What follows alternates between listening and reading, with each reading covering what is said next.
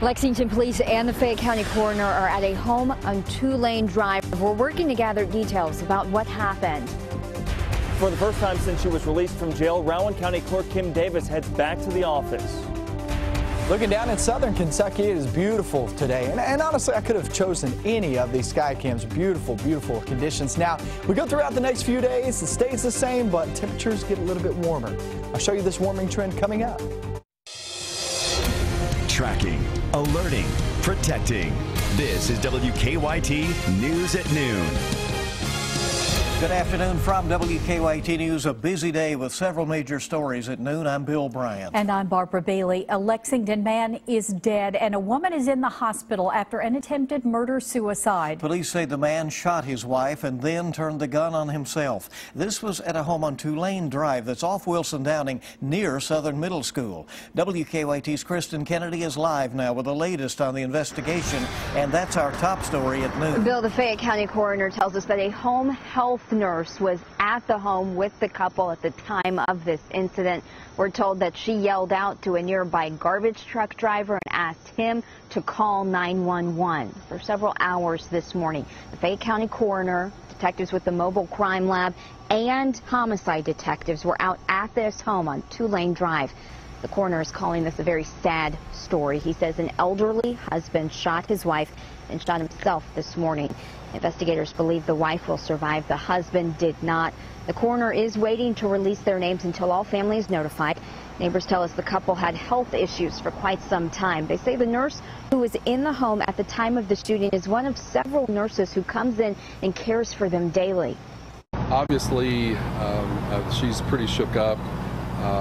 We made sure that someone, drove her rather than her drive herself. I didn't get to talk with her just simply because I wanted her to go ahead and leave and to get home so that she could kind of calm down, but obviously she was pretty distraught. Neighbors say the couple has lived at this home for a very long time, and neighbors are having a difficult time dealing with what happened. Live in Lexington, Kristen Kennedy, WKYT. Kristen, thank you. The coroner is expecting to release the name of the deceased very soon. He is right now notifying family. The man suspected of killing a Kentucky State Police trooper overnight has died. State Police say Trooper Joseph Ponder was shot during a traffic stop last night on I-24 in Lyon County. The suspect, 25-year-old Joseph Johnson Shanks of Missouri, was shot by police before being taken into custody this morning. He later died at the hospital. WKYT's Mark Barber is at the live desk now with what we've learned about the suspect and the victim. Mark. Good afternoon, Barbara. The accused killer in the case, Joseph Johnson Shanks, was a Missouri man with a criminal history. The fallen officer, Trooper Joseph Ponder, was a star athlete who turned down a track scholarship at Western Kentucky University to join the Navy. The 31-year-old veteran graduated from the State Police Training Academy in January. He had been on the job 9 months when troopers say he tried to stop Johnson Shanks last night. According to KSP, the Missouri man pulled over on I-24 in Lyon County, but then he took off again with Ponder on his trail. State police say when Johnson Shanks slammed on the brakes, the trooper's cruiser crashed into his car. That's when investigators say Johnson Shanks leaned out his window, looked back at the trooper, and fired several times, killing him. The man from Missouri was found hiding in a wooded area near the interstate around 7 a.m. State police tell us they told him to lower his gun, and when he wouldn't, they started firing. He was taken to the hospital where he died. When state police gave us an update about an hour and a half ago, we saw just how difficult this day has been for them. We're just very thankful for the support that we've had from our local community, from our fellow law enforcement officers. You can see and hear the emotion there from one of Ponder's fellow troopers. They are taking his death very hard. Now that support though that you heard him mention right then, take a look. This is a support that's helping them through this tough time. You can see law enforcement from near and far escorting Ponder's body to give him a hero's farewell. As for Johnson Shanks, state police say he was traveling through the state in a vehicle with a woman and 2 children. They are not saying how or if they are related, but they were all taken into custody. Now, state police say they have a very long investigation ahead. They say they are still trying to figure out why Ponder was trying to stop Johnson Shanks, why the 25-year-old would not stop, and why he pulled a gun. From the live desk, Mark Barber, WKYT. Mark, thank you. And state police tell us they'll find out how many times Johnson Shanks was shot when his autopsy is finished. Rowan County Clerk Kim Davis is back on the job this midday for the first time since she was thrown in jail for refusing to issue same-sex marriage licenses. Davis gave an emotional statement outside her office this morning, saying she will not interfere with her deputies issuing marriage licenses, but she will also not authorize them. WKYT's Sean Moody is live in Moorhead with the latest developments. Sean? Hey there, Bill and Barb. Shannon and Carmen Wampler Collins got their marriage license about an hour ago. It's been busy all morning long. You can hear right now there's a gentleman on the front lawn of that courthouse preaching against homosexuality. There have been supporters on both sides of this debate throughout the morning. About 7:45 before the office opened, Kim Davis came outside to announce that she would not take any action against deputy clerks who issue marriage licenses. Kim Davis's name is not on the license. She said this morning that neither her name nor her title would be on there. Instead, they'll say that the licenses are issued pursuant to a federal court order.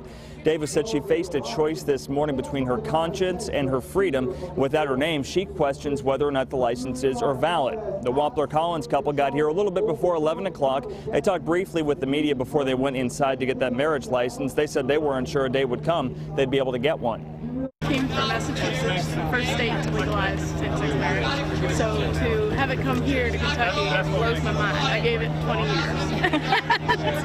We're here already. My conscience or my ability to serve the people that I love, obey God, or a directive that forces me to disobey God, even when there are reasonable accommodations available. Now, coming up at 1 o'clock, we expect to hear from Kim Davis's attorneys. We'll let you know what they have to say coming up later on. In Rowan County, Sean Moody, WKYT. Sean, thank you. And Davis asks supporters on both sides to remain peaceful. The morning chill has faded away and we're expecting a beautiful day in the bluegrass. It's the last full week of summer and there are some nice days ahead with sunny skies and warming temperatures. WKYT meteorologist Micah Harris is live in our First Alert Weather Center now with details. Micah. Well, we're knocking on the door of 70 degrees at this moment, meaning we're not even in the 70s yet. We're still in the 60s. It's a really nice feel outside, but you got to remember these past couple of days been in the 60s, and if you were kind of in the shade, that would kind of made it feel a little bit cool outside, but at this very moment, it feels amazing. We get into the rest of the afternoon, 75 degrees, just a good day in store. Huge dome of higher pressure right over us, and it's not moving that much. So we'll be seeing a lot of sunshine the next several days. What about those temperatures, though? I'll get into that in about 10 minutes. All right, Micah, thank you. It's a frustration for most people who carry a cell phone. Cell phone dead zones. Our investigative team looked into why cell phone calls drop in certain areas. A professor at the University of Kentucky says cell phone towers are just as critical as your cell phone when it comes to getting a call through. And tower availability is not the same everywhere you go. It's an economic thing. That, it costs a certain amount of money to put up a cell tower, and if you're not going to get enough business from it, you won't put a tower up there. Tonight on WKYT News at 6, we'll show you where you're most likely to drop calls and what one cell phone carrier is trying to do about it. WKYT News with a traffic alert to pass along this midday. Bridge inspections are underway on part of Interstate 64 right now. All this week, I-64 eastbound in Franklin County will be down to one lane at mile marker 55 from 9 a.m. until 3 p.m. The westbound side is scheduled for next week. Inspection on the bridge over the Kentucky River is expected to last about 2 weeks. And now that the busy summer driving season is over, drivers are getting a big break at the gas pumps. AAA says the national average is $2.33 a gallon. That's down 6 cents since last week and 33 cents since last month. And prices are likely to go even lower, with refineries now switching to a lower cost winter blend. In Kentucky, the average is $2.23 a gallon. The lowest price we found, just $1.87 at a station in Corbin. The highest is $2.99 near Louisville. Drivers in Lexington are paying anywhere from about $2.09 up to around $2.30 a gallon. Well, Lexington leaders are hoping that a new 70-foot tall water storage tank won't be an eyesore or much of a distraction when it's added to the Legacy Trail. The city says this giant tank has to be on the trail because of stormwater runoff. Tomorrow, the Herald Leader says the city will take a look at plans to spruce up the area around the water tank. They hope adding trees, public art, benches, and bike racks will distract pedestrians and bikers. The tank must be completed by next December. A Lexington Kroger store closed its doors for good over the weekend, and now neighbors want to know what's next. Kroger says the Romney Road store had been losing money since 2008. Councilman Bill Farmer told the Herald Leader that the grocery store chain has a lease on that building for another year. A community forum about the future of the building will be held tomorrow night at 6 o'clock at Christ the King. Well, the landscape appears to be changing in the race for the White House. The latest poll numbers on both sides next on Kentucky's #1 midday news. And also ahead, a brand new Miss America has been crowned. Find out which of the 52 contestants took home that coveted title. Coming up on WKYT News at noon.